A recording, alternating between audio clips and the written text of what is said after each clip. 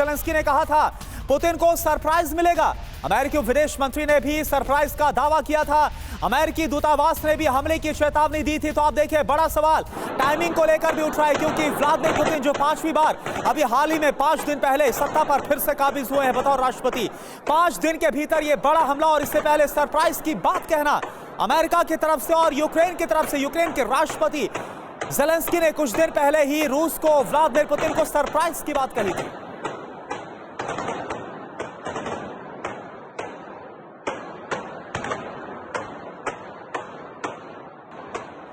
और आइए big wall के जरिए आपको बताते हैं ये सरप्राइज कनेक्शन की बात क्यों बार बार निकलकर सामने आ रही है, ये थ्योरी क्यों आ रही है। मॉस्को में आतंकी अटैक होता है, अब देखिए खुलासा बड़ा है यूक्रेन। ज़ेलेंस्की का बयान आया कि पुतिन को जल्द सरप्राइज मिलेगा, ये कुछ दिन पहले की बात है।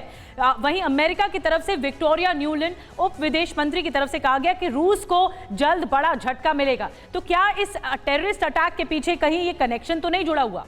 बिल्कुल। और देखिए, मॉस्को में यूएस दूतावास की तरफ से क्या कहा गया था, भीड़भाड़ वाली जगह पर अचानक हमला होगा, इस बात को लेकर वार्निंग थी। अब सवाल यहां पर क्या उठ रहे हैं, क्या मॉस्को हमले की ज़ेलेंस्की को पहले से भनक थी, क्या जानकारी थी? बिल्कुल। इसके अलावा एक और सवाल यह भी कि अमेरिका और ज़ेलेंस्की ने हमले से पहले एक जैसा बयान कैसे दे दिया, ये एक जैसा बयान क्यों दिया गया, इसी को लेकर जरा जो संदेह की स्थिति है वो बनी हुई है। मनीष, मैं आपके पास आ रही हूँ, ये क्यों कहा जा रहा है बार बार कि ये सरप्राइज कनेक्शन है? एक तरफ तो युद्ध चल रहा है रूस यूक्रेन में, तो दूसरी तरफ इस अटैक से पहले भी ऐसे बयान दिए गए जो संदेह पैदा करते। देखिए, जिस लेवल का अटैक हुआ है वो निश्चित तौर पर कहीं से ऐसा नहीं है कि 4-5 बंदूकधारी आए, होटल से निकले, गाड़ी में उस मॉल में पहुंचे और उन्होंने धुआं अंधाधुंध फायरिंग कर दी, बल्कि ये पूरी तरह से सोची समझी साजिश के तहत हिस्सा हुआ है। और अब रूस की एजेंसी, रूस की सरकार इसकी तार जोड़ने में लगी है। और तार क्या है? तार यह है कि पिछले हफ्ते भी प्रेसिडेंट ज़ेलेंस्की ने यह कहा कि जल्द ही पुतिन को एक बड़ा सरप्राइज मिलेगा। जिस वक्त पुतिन चुनाव की तैयारी में थे, जिस वक्त वो अपने दोबारा से राष्ट्रपति चुने जाने को लेकर आपके जश्न मना रहे होंगे, उस वक्त ज़ेलेंस्की की चेतावनी थी कि जल्द ही सरप्राइज मिलेगा।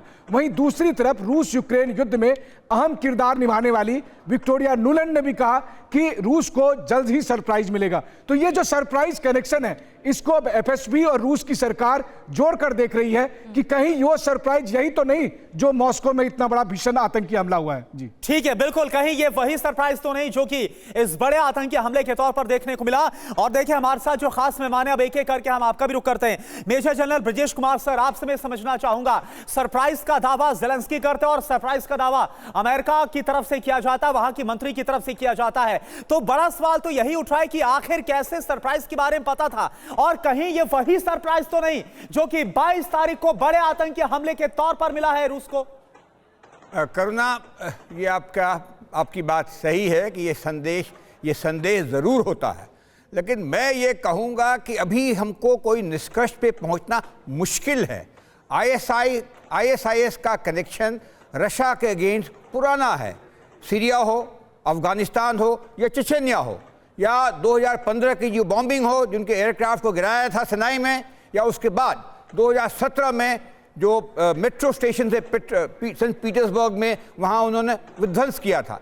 तो ये अभी कहना मुश्किल है। दूसरी बात ये, अभी जो सरगर्मियाँ तेज चल रही है, आपको मालूम है, दर्शकों को मालूम है कि ज़ेलेंस्की ने ड्रोन के द्वारा रशिया के पेट्रोकेमिकल्स के ऊपर में हमला किया था कुछ दिनों में, और अमेरिका नहीं चाहता था ये हो, खास करके इलेक्शन ईयर में जबकि तेल का भाव बढ़ेगा।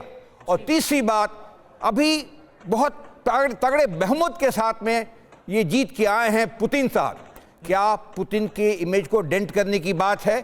तो बहुत सारी संभावनाएं हैं। सवाल आप उठा रहे हैं कि अभी इतने प्रचंड बहुमत के साथ जीत कर आए हैं और 88% लोगों ने पसंद किया पुतिन को, लेकिन उसके बाद ये अचानक से बड़ा अटैक कई सवाल खड़े करता है। एक बड़ी खबर है, प्रोफेसर अमिताभ, मैं आपके पास आ रही हूँ। उसके बाद मॉस्को हमले पर बड़ी खबर ये मिल रही है कि हमले को लेकर बाइडेन पुतिन में बात नहीं होगी। व्हाइट हाउस ने बातचीत की अटकलों को खारिज कर दिया है।